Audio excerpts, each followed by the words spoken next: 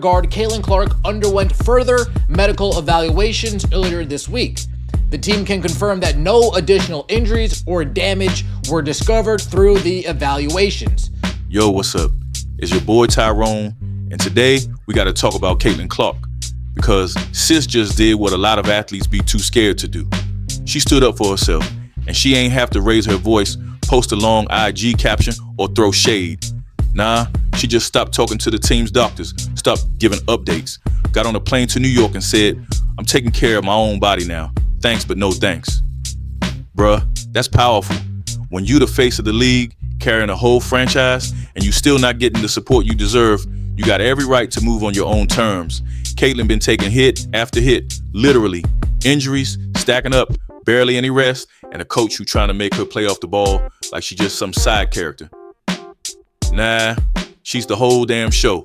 So when she finally said, "I'm getting my own doctors," that wasn't drama, and that was boundaries. That was self-respect. That was, y'all not gonna ruin my future for a few more ticket sales. And I respect the hell out of that. So yeah, we about to get into everything. The injuries, the coaching weirdness, the trust issues, and that tunnel meeting with the Liberty that got the whole internet going.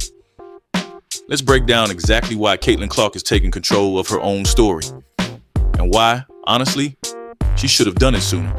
Indiana Fever fans, of course, wishing the best for Caitlin Clark. Rest up, CC22. Your longevity to this game and your long-term health is what matters most. All right, so boom. Let's take it back to July 15th. Caitlin Clark out there hooping against the Connecticut Sun, right? Crowd going wild per usual. She running the show doing what she do.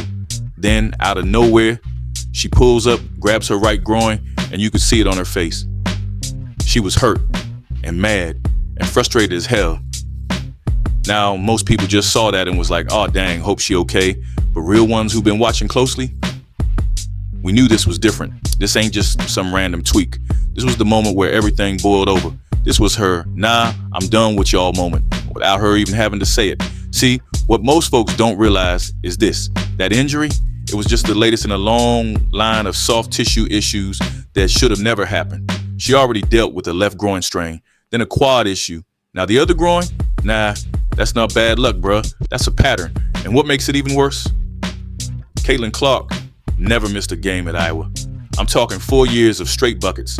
No breaks, no injuries, just grinding. But now she in the WNBA, and suddenly her body breaking down like a used car with 200K miles. Yeah, something ain't right. And let me be real, this ain't about toughness. Caitlin is one of the toughest out there. She been taking hits, playing through pain, and getting back up like a damn soldier. But at some point, you gotta stop and be like, yo, why am I always the one fighting to stay healthy, while the people paid to keep me healthy keep letting me down? That's why this groin injury hit different. It wasn't just her body giving out, it was her patience. And what happened next? Yeah, that's when things got real serious. So, after that July 15th injury, what do most players do? They get checked out by the team docs, right? Go through the whole, we'll reevaluate in a week routine, ice baths, rehab, all that. But Caitlin Clark, she said, "Nah, I'm good on that." Didn't check in, didn't text the trainers. I didn't even hit the coach with the quick, "Yo, I'm getting looked at." She straight up ghosted the entire Indiana Fever medical team and flew to New York to see her own people. Yo, y'all know how loud that silence is. That ain't regular.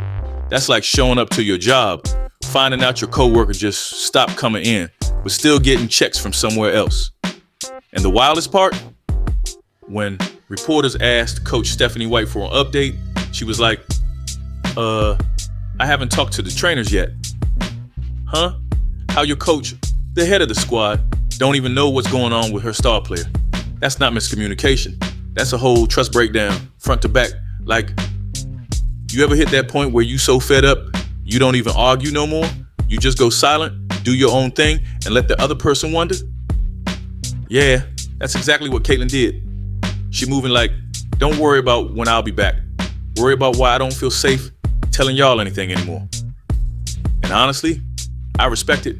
You don't get to be the face of women's hoops, carrying entire arenas, making history, bringing TV ratings, just to be treated like some disposable role player when you get hurt. So when she said, "I'm seeing my own doctors," she wasn't being difficult. She was being smart, protecting her future, taking back control of her body. And if that don't tell you how deep this thing goes, I don't know what will do. And man, let me break this down for real. Caitlin Clark's injury list read like somebody forgot how to do their job. We talking 4 muscle injuries in like what? 2-3 months? Left groin, quarter, then right groin. Then a whole re-aggravation situation right after that? Bruh, that don't just happen to elite athletes like her, not unless something's off behind the scenes. And peep this, Caitlin Clark went her entire college career at Iowa without missing a single game, not one. She was out there balling like Iron Woman, dropping 40, getting triple doubles, taking elbows to the face, and she'd still show up like, y'all ready to hoop? Now suddenly, she in the WNBA and can't go 2 weeks without something pulling, popping, and tearing. Nah, that ain't just wear and tear. That's bad recovery, bad preparation. Or worse, somebody rushing her back before she's ready. And I ain't just saying that, bro. Holly Rose said on the broadcast that Caitlin returned to play after her last quad injury without even getting in a full practice. Like, how that makes sense? One practice, and then, boom, she back in the game. You serious? That's like telling somebody who just had surgery, hey, we know you still limping. Go ahead and run this 5K. Come on now. And when she came back too early, guess what happened? Boom, right groin injury, like clockwork. So now we sitting here with a superstar who's missed 11 games, almost half the season, and folks still acting like this ain't the team's fault. Nah, bruh, this ain't on Caitlin. She ain't fragile. The system around her is just trash. You're supposed to protect your investment. You don't let the face of your franchise hit the court unless she's 110%. And if you do, you better pray she don't end up like this. Hurt, frustrated, and fed up enough to go ghost on everybody. Cause right now, this don't feel like an injury timeline. It feel like a countdown to the moment she bounces for good. All right. Now this the part where I gotta ask a serious question. What is Stephanie White trying to do with this team? Because I'm confused, bruh. You got Caitlin Clark, the biggest name in the league, the walking highlight reel, the one literally keeping your franchise relevant. And instead of saying, yo, how do we build this whole offense around her? You talking about you want her to play off the ball? Like, excuse me, off the ball? That's like telling Beyonce to stand in the back and let someone else sing lead. You don't do that. This ain't some rookie you developing. This is Caitlin Clark, the one who been breaking records since college, setting attendance numbers in the W and bringing a whole new generation of fans into the sport. And what's wild is, they had the blueprint last season. Christy Size, the coach before White, she might have had her flaws, but one thing she did right was let Clark be Clark. She gave her the ball, let her run the offense, let her dictate pace. And what happened? Playoffs, sellouts, viewership records, straight up WNBA history. Now White come in and trying to switch it up like, nah, we're gonna have 2 main ball handlers and move Caitlin around a bit. Man, why? For what reason? You don't take the ball out of Magic Johnson's hands. You don't tell Steph Curry, hey, let someone else bring it up this time. You don't tell Michael Jordan, let's try you in the corner real quick. That's just basketball blasphemy. And you know what the real issue is? This ain't just about X's and the O's. This is about ego. It's about a coach trying to make a system more important than a superstar. But let's keep it a buck. Systems don't sell tickets. Systems don't move merch. Systems don't save franchises. Caitlin Clark does. So when the coach out here trying to limit her touches, take her out of rhythm, and basically turn her into a 3-and-D guard, yeah, that ain't just a tactical mistake. That's a sign that this team doesn't understand what they have. And if they don't figure it out soon, Clark gonna be doing more than just calling her own doctors. She might start looking for a new team that actually knows how to use her. All right, y'all. Now this next part, this is where the whole story goes from, dang, that's wild, to, yo, she already got one foot out the door. So, check this. After the Fever got cooked by the New York Liberty on July 22nd, some photos start circulating online, right? Caitlin Clark, her agent, Sabrina Ionescu, Brianna Stewart, Liberty's head coach, Sandy Brondello, all of them just chilling in the tunnel. Post-game, looking real comfortable, real private, real businessy. Now I'm trying to keep it respectful, but bruh, you don't need a PhD in body language to know what that was. That wasn't no, hey girl, good game. That was a conversation. One of them hush hush, we'll talk later type convos where agents do most of the talking and everybody got that don't make it obvious energy. And let's not act brand new here. Caitlin Clark don't travel solo. She got security, she got handlers, she got people watching every move she make. So the fact that her agent was standing there too, oh yeah, that wasn't just small talk. That was a whole vibe. And you know what it looked like to me? A soft pitch, a little sneak preview of what life could look like after Indiana. Look, Caitlin, we got the roster, we got the coaching, we got the market. Imagine running New York with Sabrina and Stewie. Picture that. And low-key, it makes sense. Because why else would you even have that convo right after a loss? You injured, you frustrated, you don't even trust your own medical staff. And then here come the Liberty looking all stable, all polished, all tempting. Man, that wasn't just a tunnel meetup, that was a message. And Indiana, they better be paying attention. Because if the Liberty making moves now, imagine what they gonna do when that rookie contract ends. The clock ticking and New York already setting the table. Yo, let's talk about what really, went down after Caitlin's injury. Because this next part, straight up legendary. Caitlin Clark didn't drop a statement. She didn't get up at a press conference and air folks out. She just moved in silence like lasagna, bruh. She went to New York, met with her own doctors, refused to tell the Fever anything about what they said. Didn't check in, didn't explain, just disappeared from the team's entire medical plan. Like, she basically said, look, I don't trust y'all. Y'all keep rushing me back, mismanaging injuries, and putting my future on the line for some clout and a couple ticket sales. And honestly, I can't even blame her. You know how rare it is for a WNBA player to completely cut off their team's training staff like that? That's Kawhi Leonard level energy. That's I'm moving different now vibes.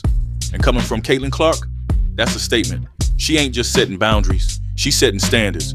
Cause let's be real, she got every right to do so. She's the one putting her body on the line. She's the one taking hits every game. She's the one filling arenas, bringing in TV money, making the Fever relevant. And what she get in return? A medical team that treats her like a regular degular rookie, like she ain't the face of the entire WNBA. Nah, Caitlin said, I'm taking care of me now. I'll holler at y'all when I'm 100%. On my timeline, not yours. And that's boss energy. That's how you protect your peace and your career. And if Indiana got a problem with it, too bad. They had their shot to do right by her, and they blew it. So now she got her own doctors, her own rehab plan, her own recovery setup. And if that don't tell you she one step away from dipping, I don't know what will. All right, y'all, look, we've been talking injuries, doctors, team drama, but let's keep it all the way real for a sec. This ain't just about Caitlin's legs. It's about her mind, her energy, her spirit, and you can see it. Cause bro, the way she walked off that court after the groin injury, that wasn't just physical pain. That was her whole vibe screaming, I'm tired, I'm fed up, I don't trust these people anymore. She was sitting there, towel over her head, not even trying to look at the camera. That wasn't no, dang, I tweaked something again moment. That was a, yo, I don't even feel safe out here no more moment. And yo, she said it herself. At All-Star Weekend, she told reporters, this is the first time I haven't felt like a young body that can run around and sprint every day. Man, that hit different. You 23 years old in your prime, supposed to be taking over the league and already feeling like your body got mileage. That ain't just wear and tear, that's pressure. That's stress. That's her trying to survive in a system that's grinding her down. Y'all gotta remember, Caitlin Clark ain't just hooping. She carrying an entire franchise. She got the weight of the WNBA's future on her back. People expect her to drop 30 every night and be a media darling and never complain. Meanwhile, she out here getting knocked around on the court. Team doctors moving funny. Coach trying to force her into a role that don't fit. And everybody still expecting her to smile and be a good sport. Nah, that ain't sustainable. That's burnout in real time. And you know how I know it's getting to her? She stopped talking, stopped smiling, started moving in silence, cutting people off, making her own choices, taking her power back. That's survival mode, bruh. She trying to protect her mind now, not just her knees. And I ain't mad at it one bit. Cause when the people around you stop protecting your peace, you gotta start protecting it yourself. Yo, let's stop playing for a second. Caitlin Clark ain't just hurt. She ain't just annoyed. She's making moves. In Indiana, they still acting like they got all the time in the world. Newsflash, they don't. She already got her own doctors. She already ghosted the training staff. She already had that little tunnel chat with the New York Liberty squad. And now, she moving quiet, like somebody who know this situation got an expiration date. And y'all want to know the wild part? She's still on her rookie contract, still under 25, still got her whole prime in front of her, which means if Indiana don't get it together now, they're going to lose the best thing that ever happened to their franchise, and they're going to deserve it. Because let's be honest, what they've been doing for her, they got her playing out of position. They letting her get beat up with no protection. They botching her recovery, and they still trying to act like she just another player. Nah, she is the system. You don't plug her into your dust of old schemes. You build everything around her. The pace, the roster, the offense, the vision, all of it. You see how New York running things with Sabrina and Stewie? That's what a franchise looks like when it's built to win now and protect its stars. Meanwhile, the Fever out here looking like they still trying to figure out how rotations work. Every game Caitlin misses, that's one less chance for Indiana to prove they serious. And if she decides to dip after this rookie contract, I promise you, she ain't looking back. Cause why stay loyal to a team that don't move like you matter? Why waste your prime years on folks who ain't protecting your body, your role, or your career? She gave them record-breaking viewership. She gave them full arenas. She gave them playoff dreams. And in return, injuries, confusion, and silence. So yeah, the clock's ticking.